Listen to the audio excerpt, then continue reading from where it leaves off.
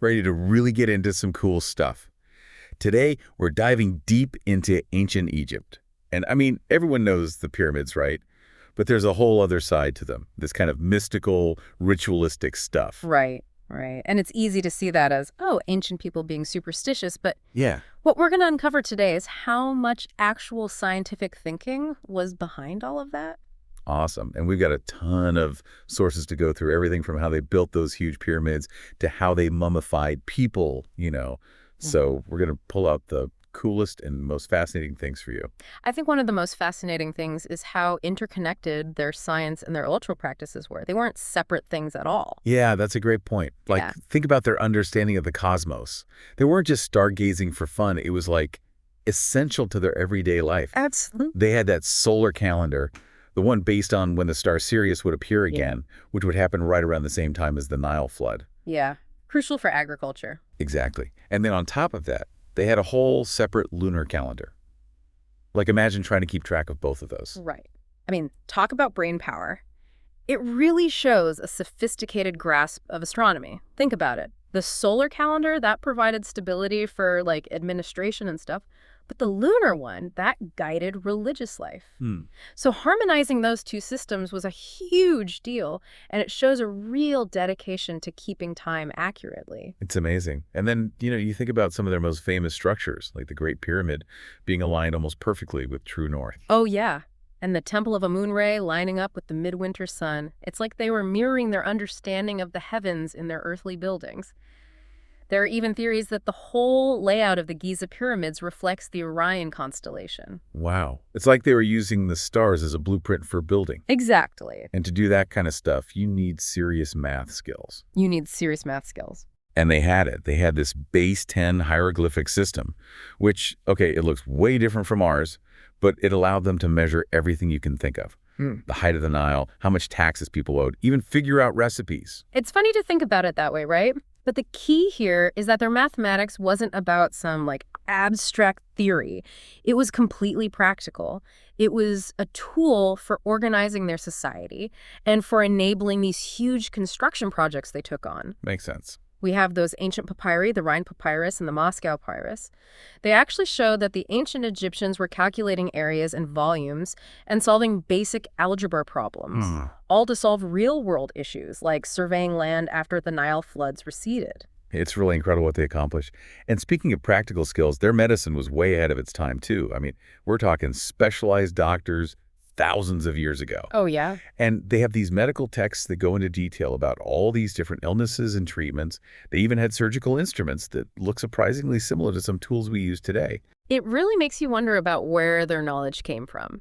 You know, the Edwin Smith Papyrus is an amazing resource. It has these super detailed surgical records, anatomical descriptions.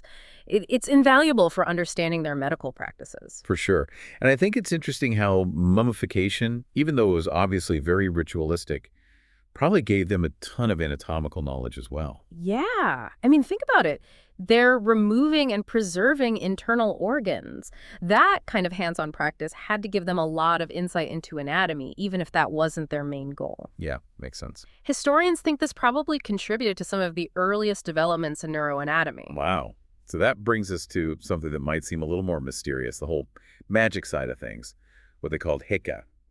But it wasn't just about spells and stuff. It was a fundamental force that maintained order in the cosmos. Right, and their pantheon of gods and goddesses, they all controlled aspects of nature and human life.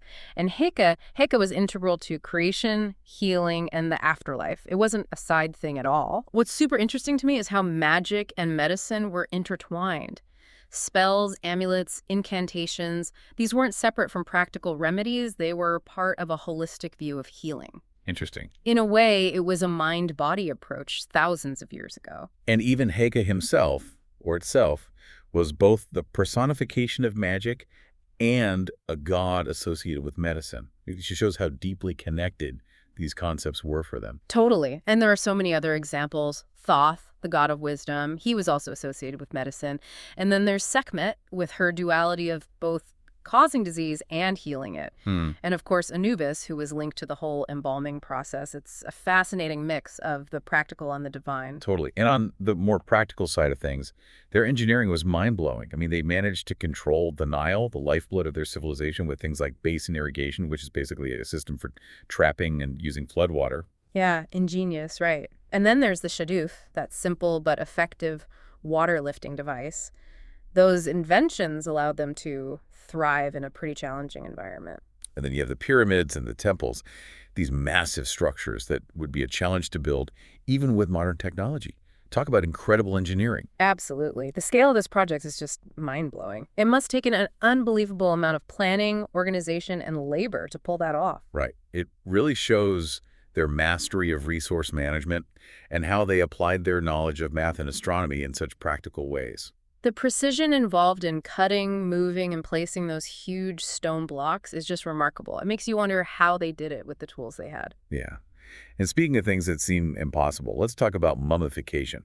I mean, it looks like pure ritual, but there's a lot of science going on there too. Oh, absolutely. It's easy to overlook that aspect. They would remove the brain, take out the internal organs, and then dehydrate the body with natron, which is a natural salt, for like 70 days. That's a long time. Then they would wash the body, anoint it with oils, and wrap it in all those linen bandages. It was a very systematic process of preservation. Absolutely. It wasn't just some random ritual. It shows a real understanding of basic anatomy and the principles of decomposition.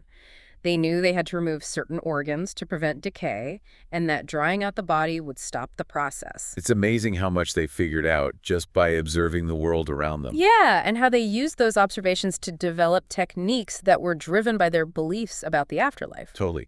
And then there are these little hints that maybe they knew even more than we realized. There are hieroglyphs that suggest they understood that iron came from outer space. Yeah, it's fascinating. And then the precision of some of their stonework is so unbelievable, it makes you wonder if they had some lost technologies or knowledge that we've forgotten about. I mean, the accuracy in some of those ancient Egyptian constructions still causes debate today. Some of the techniques they use, like core drilling, they were incredibly advanced for their time. It's so cool to think about. So basically, we see this constant back and forth between their science and their culture. Yeah, a real two-way street. Their understanding of astronomy helped them create their calendar and build those amazing sacred buildings. And the importance of the Nile really pushed them to innovate.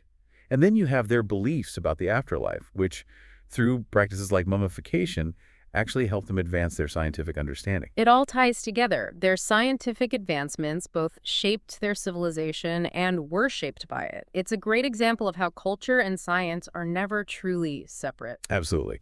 So today, we've looked at their amazing astronomy and how it influenced their calendars, their practical approach to math, their surprisingly advanced medical knowledge, which was actually connected to mummification, the central role that magic and religion played in their understanding of the world, their truly incredible engineering skills, the science behind their elaborate preservation techniques, and even some of those little hints that maybe, just maybe, they knew even more than we give them credit for. And I think what's really cool is that it shows that even the aspects of ancient Egypt that seem kind of dark or mysterious often have a basis in logic and reason.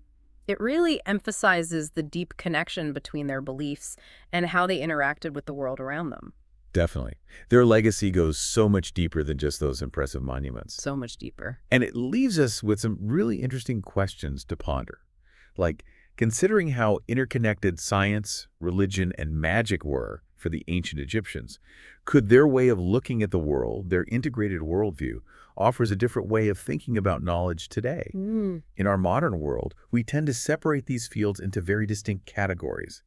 But what if we could learn something from that ancient connection? What new insights might we uncover if we started to look at things a little more holistically? That's a fascinating question to think about. That's something for all of us to ponder.